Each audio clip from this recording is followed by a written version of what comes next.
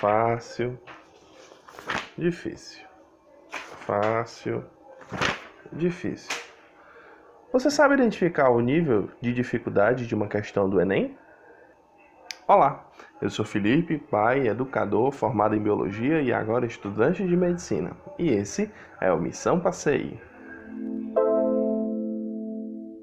Aprender a reconhecer o nível de dificuldade das questões do Enem é uma habilidade fundamental que você precisa adquirir durante a sua preparação, principalmente porque a TRI, que é utilizada para aferir a sua nota, valoriza as questões fáceis. Logo, você precisa dedicar o seu tempo para resolver essas questões, deixando um pouco de lado as questões difíceis. Durante um período da minha preparação, acabei fazendo diversas observações nas questões do Enem que podem ajudar você a identificar de maneira mais objetiva quando uma questão é fácil, quando uma questão é difícil. Certo, tu sabe como é uma questão fácil ou difícil, e como é que eu vou saber como é que uma questão é fácil e uma questão é difícil, hein? Para isso, a gente precisa praticar um pouco. Para começar, vamos dividir esse vídeo em duas partes. Primeiro, nós vamos falar das questões fáceis. Depois, nós vamos falar das questões difíceis.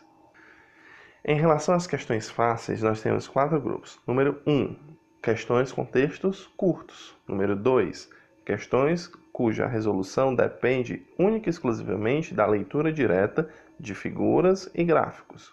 Número 3, aplicação direta de fórmulas. Número 4, interpretação direta de textos. Para a gente poder praticar e entender melhor isso, eu selecionei algumas questões do Enem 2018 para a gente ver ponto a ponto. Vamos lá? Primeiramente, vamos falar sobre as questões de textos curtos. Nesse caso, o comando em si também é curto e o texto tem apenas 5 linhas. Agora, nós temos uma questão de leitura direta de gráficos e figuras. Nessa questão, lemos a escala e fazemos a conversão métrica. Depois, uma questão sobre aplicação direta de fórmulas. Nessa questão, devemos aplicar a fórmula de potência para determinar a potência da enguia e simplesmente comparar na tabela. Quarta questão, interpretação direta do texto. O texto fornece a resposta para a pergunta sem a necessidade de nenhum conhecimento prévio do aluno. É só ler o comando e pegar a informação no texto.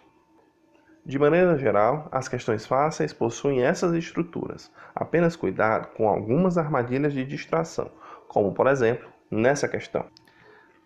Essa questão tem uma grande armadilha de distração, pois ela foi retirada de um livro paradidático de nível superior, o que pode assustar muitos alunos. No entanto, o que interessa realmente nesse texto é apenas essas 2 linhas.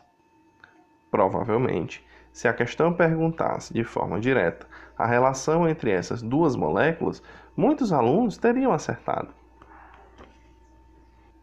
Muito bem, agora que você já entendeu como identificar as questões fáceis, vamos aprender a identificar as questões difíceis, aquelas que você não deve perder tempo e que você deve pular.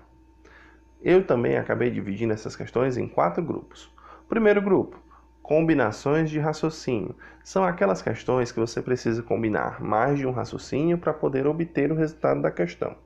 Grupo 2, questões com várias operações matemáticas. Esse grupo se torna um pouco complicado, porque se você errar uma das operações, você vai acabar errando toda a questão.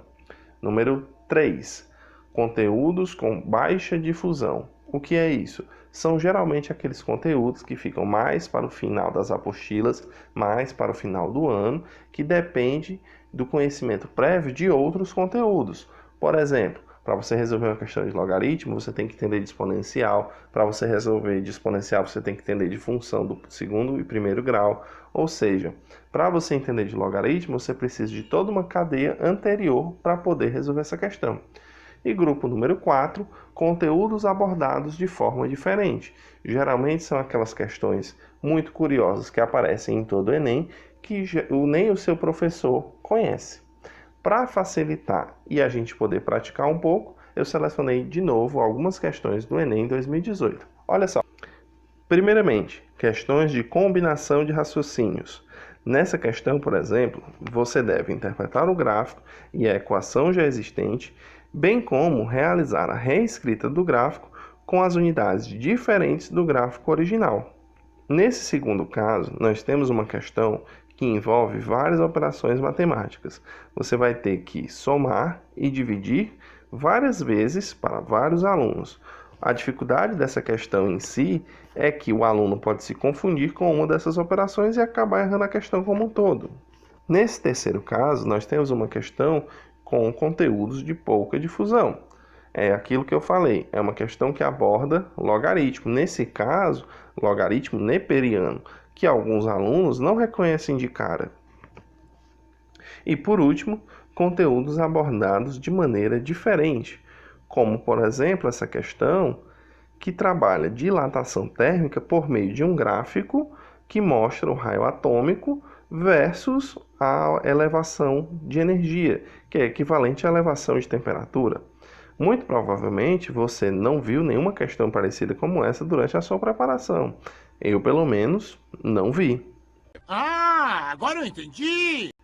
E não se esqueça, controle o tempo, em média para cada 10 questões, 30 minutos. Se você gostou, ajude o Missão Passei.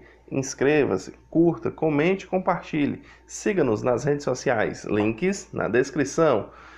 Tchau!